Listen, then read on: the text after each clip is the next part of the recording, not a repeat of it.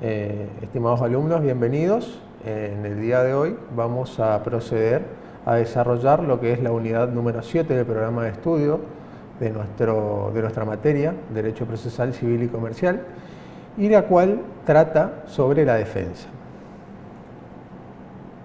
Primeramente vamos a ver las posibles actitudes que puede asumir el demandado ante esta acción, esta demanda que le interpone el actor, para poder iniciar un proceso en el cual lo que busca es justamente hacer valer un derecho que justamente pudo haber entrado, se pudo haber sido violado de diferentes maneras por esta otra persona que es el demandado. Ante tal situación, el demandado puede asumir diferentes actitudes. La primera de ellas es no responder directamente la demanda. En tal caso, puede suceder o puede traer aparejado como consecuencia para él que se lo declare rebelde a pedido del actor. Asimismo puede allanarse, esto es, reconocer total o parcialmente la pretensión del actor, o a su vez puede también oponer excepciones. Esta oposición de excepciones tiene dos propósitos. El primero de ellos es justamente el de evitar que el juez haga una valoración sobre el mérito de la pretensión, y el segundo es impedir que justamente esta pretensión avance, aunque sea temporalmente. La última posibilidad que tiene es la de contestar demanda, y a través de este acto debe oponer todas las defensas de las que intente valerse. La oposición a la pretensión, ¿en qué consiste? Bueno, más o menos es lo que acabamos de ver en la filmina anterior. Es básicamente entonces la posibilidad que tiene el demandado de interponer frente a la pretensión del actor todos aquellos actos que impidan en forma temporal o en forma definitiva que la pretensión del actor justamente avance. Esta justamente oposición tiene que estar fundada en derecho, pero la doctrina también establece que puede ser una simple declaración de voluntad petitoria. ¿Qué es lo que quiere decir esto? Que es una petición, una solicitud, que puede no encontrarse fundada en derecho, que se lo hace frente justamente al juez. Tanto la pretensión como la defensa constituyen dos caras de una misma moneda. La pretensión es el derecho que le incumbe justamente al actor y el cual se va a encontrar contenido en la demanda, y la defensa, por otro lado, es el derecho que le pertenece al demandado y el cual, como habíamos dicho en clases anteriores, va a estar contenido en el escrito de contestación de demanda. Con la pretensión lo que logra hacer justamente el actor es determinar el objeto del proceso, es decir, qué pretende obtener a través del proceso. A través de la defensa, a través de la contestación de la demanda, lo que se termina de decidir justamente es de delimitar el objeto, no el objeto, sino el tema decidido. Se termina de delimitar sobre el tema que va a versar justamente el proceso, ¿sí? Establece los límites que va a tener que observar el juez a la hora de sentenciar, es decir, los hechos controvertidos afirmados por una de las partes y negados por la otra, y los hechos conducentes, que son aquellos hechos de importancia a la hora y que van justamente de importancia a la hora de sentenciar. La naturaleza de la oposición tenemos que relacionarlo aquí junto con el derecho de acción del actor. Frente a este derecho de acción que tiene el actor, que es una petición afirmativa que lo solicita frente al juez, el demandado tiene justamente el derecho de la oposición, es decir, ese derecho de obtener una declaración negativa. Vemos que en la oposición justamente los roles de actor y demandado cambian. En la oposición el demandado pasaría a ser el actor, y justamente el actor el demandado, ¿sí? Hay una inversión en este incidente nuevo que se forma en el proceso. Respecto a las clases de oposiciones, podemos clasificarlas de acuerdo a su contenido y de acuerdo a los efectos. Respecto a los contenidos, a su vez, se puede configurar dos posibilidades: la negación y la excepción. Las oposiciones que conforman esta negación, lo que implica es justamente que el demandado, al interponer esta oposición, lo hace negando todos los hechos contenidos en la demanda, sin interponer una afirmación. En cambio, en la excepción, lo que efectúa el demandado es justamente hacer notar determinados actos de carácter impeditivo o extintivos de la pretensión o del derecho justamente del actor. Tiene, en cuanto a la clasificación de la oposición conforme a los efectos, podemos observar dos de ellos. El primero, el perentorio, el cual, ¿en qué consiste el efecto perentorio? Consiste en quitar justamente, en evitar, en caso de que avance, en caso de que se haga lugar esta oposición del demandado, lo que se va a lograr es el rechazo total del derecho opuesto o que intenta hacer valer el actor, de modo que él no va a poder interponerlo en un nuevo proceso posterior. Los requisitos, más que requisitos, es que esta exposición va a intentar hacer caer, va a atacar justamente tanto los requisitos extrínsecos e intrínsecos de la pretensión. Ejemplos de la oposición con efecto perentorio: tenemos la excepción de cosa juzgada, la excepción de prescripción, transacción, novación, entre otros. Asimismo, respecto al efecto dilatorio, el mismo consiste en oponerse justamente a la pretensión, logrando que ésta no avance en forma temporal hasta tanto se subsane, se purgue el vicio que contiene la demanda. Obviamente estos vicios están relacionados a los requisitos extrínsecos y como ejemplo podemos citar a la excepción de incompetencia y a la excepción de falta de personería. Como bien lo acabamos de decir, entonces las excepciones se pueden clasificar en perentorias y dilatorias. Perentorias, cuando en caso de hacerse lugar a la excepción por parte del juez, va a impedir en forma definitiva que este derecho pueda volver a hacerse solicitado por el actor en un nuevo proceso. En cambio, la dilatoria no. La dilatoria, esta excepción lo que va a lograr es simplemente que la pretensión no avance en forma temporal hasta tanto se ha purgado el vicio que contiene la demanda. Excepciones admisibles. Esto se encuentran reguladas en el artículo 346 del Código Procesal Civil y Comercial. La primera de ellas es la excepción de incompetencia. La excepción de incompetencia justamente es el juez. El juez tiene dos oportunidades para poder ver justamente esta excepción. La primera de ellas es al momento en que recibe la demanda, tiene la obligación justamente de analizar el título que constituye la base de esa demanda, y en caso de no ser competente puede formular justamente, puede declararse incompetente de oficio. Tenemos que tener en cuenta aquí que el juez justamente existe en cuestiones territoriales, ¿sí? en cuestiones sí, de competencia territorial, en cuestiones exclusivamente patrimoniales, no puede declararse de oficio incompetente, puesto que las partes pueden prorrogar tal competencia y designar un juez competente de acuerdo justamente a sus facultades, a su voluntad.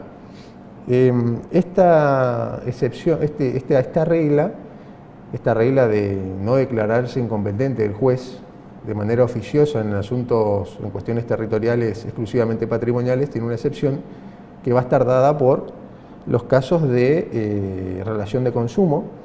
En tal caso, el juez debe declararse incompetente y remitir justamente las actuaciones al juzgado, al juez competente en razón del domicilio del consumidor.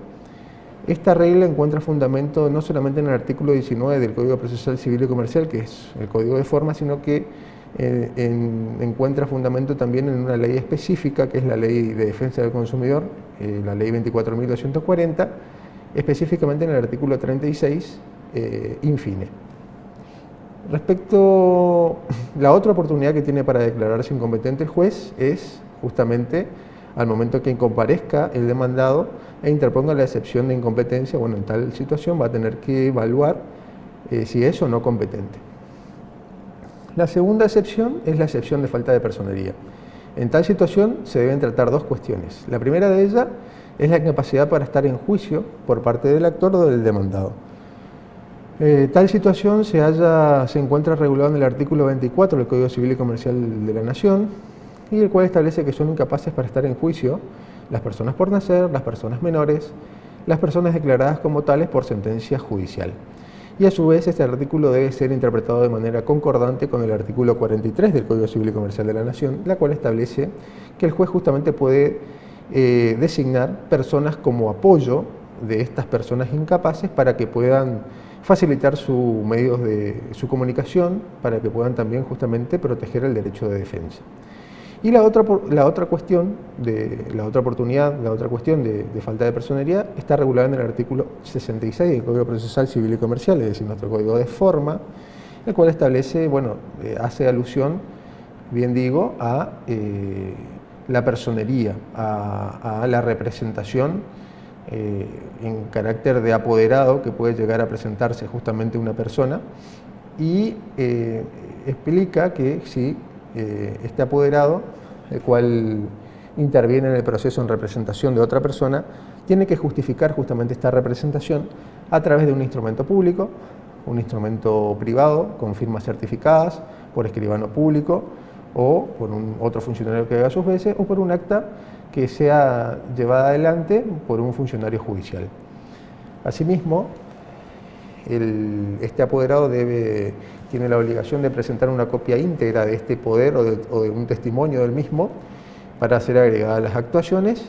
Esta copia debe estar firmada por él mismo, y en caso de que sea necesario, de oficio o a petición de una de las partes, pues se puede requerir justamente a este apoderado que presente el poder original para corroborar estas copias que son agregadas en el expediente. Otra de las excepciones admisibles, la tercera, es la falta de legitimación para obrar.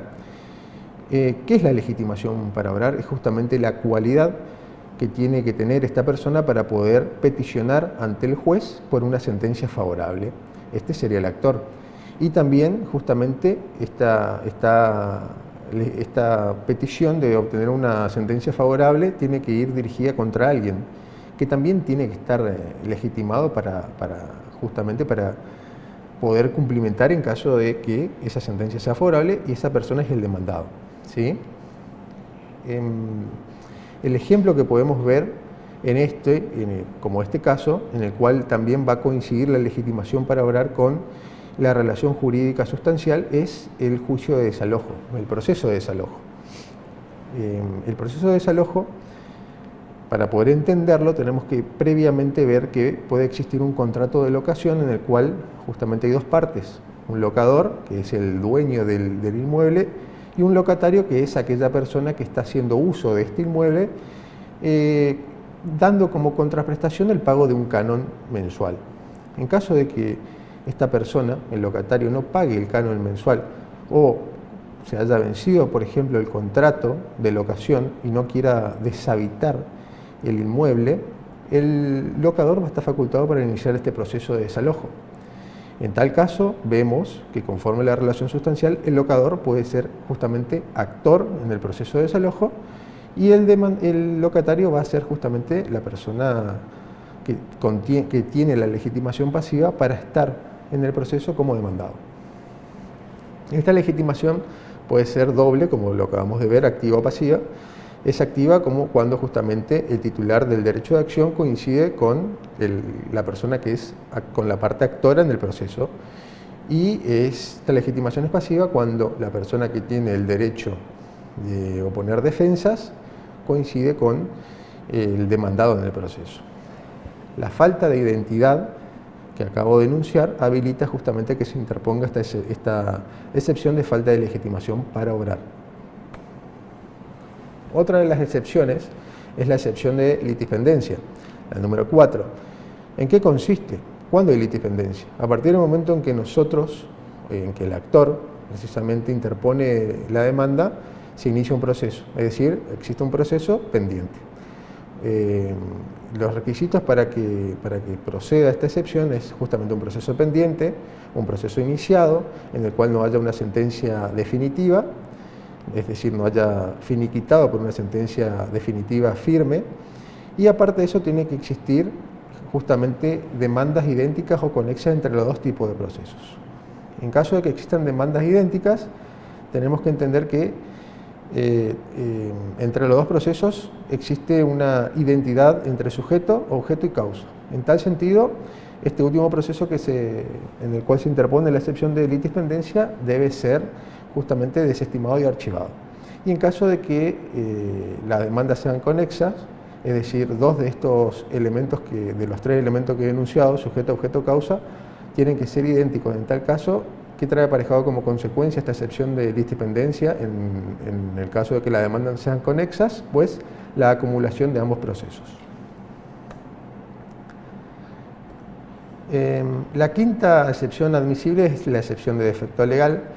La excepción de defecto legal es justamente una excepción que no va a atacar lo sustancial de la demanda, el fondo de la demanda, sino que va a atacar justamente a la demanda por contener vicios de forma, vicios formales.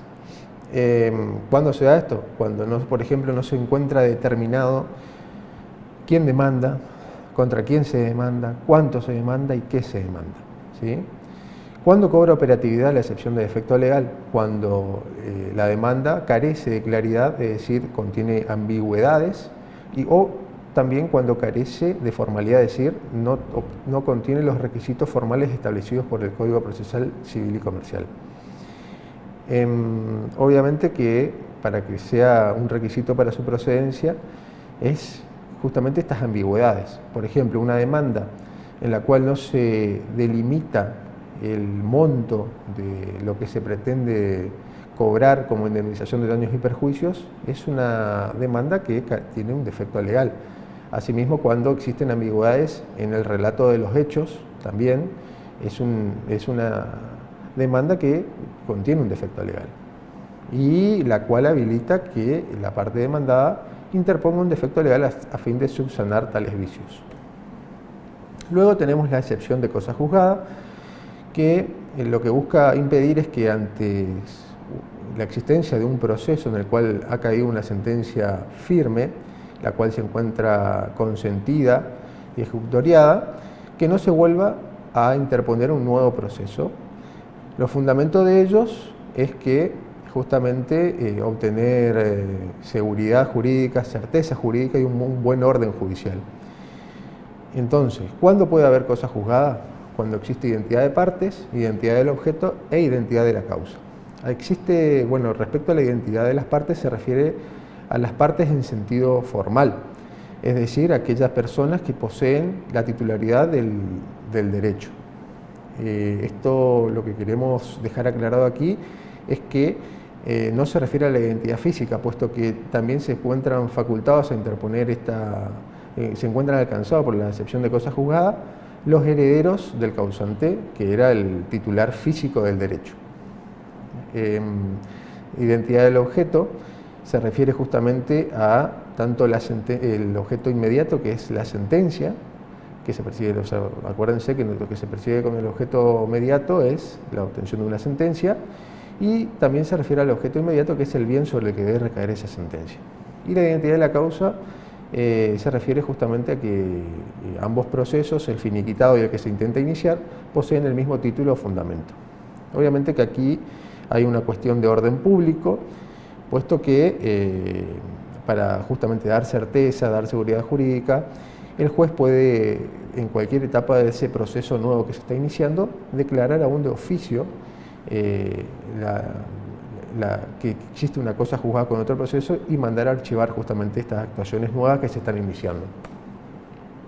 Por último, se establece en la última excepción admisible, establecida en el inciso 7 del artículo 346, habla de la transacción, conciliación y el desistimiento del derecho. Todas estas excepciones específicas se encuentran legislados también en el Código Procesal Civil y Comercial, la transacción en el artículo 310, la conciliación en el 311 y el desistimiento del derecho específicamente en el 306.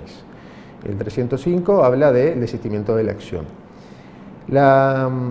Hay transacción cuando las dos partes transan sobre un derecho litigioso ante el juez que lleva la causa. Hay conciliación cuando las dos partes producen un acuerdo el cual va a ser homologado ante el juez.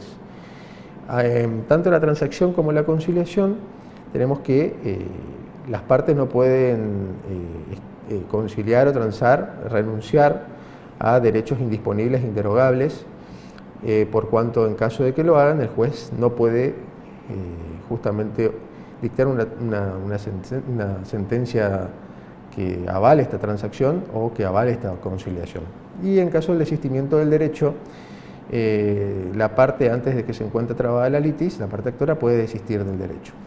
Estos tres ejemplos, estos tres modos que he enunciado son modos anormales de resolución de conflictos, puesto que se va a terminar el proceso antes del dictado de su sentencia definitiva.